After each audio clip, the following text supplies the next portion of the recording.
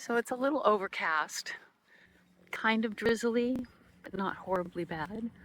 So I parked the rig and gonna check out a couple historical spots I saw on the web. First one being, that's the lighthouse. Pretty snazzy lighthouse compared to a lot of them I've seen, but kind of cool. And that's the bay. Goes out to the Atlantic Ocean at some point.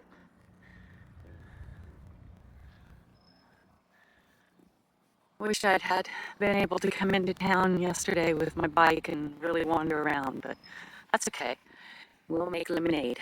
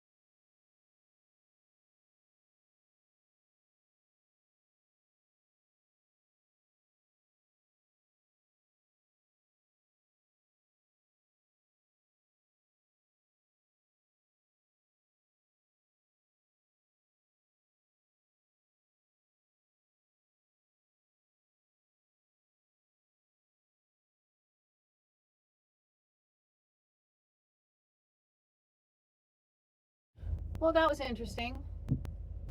Started raining a little too heavier for me. It was even getting me wet through my rain jacket, so only got to see a couple things.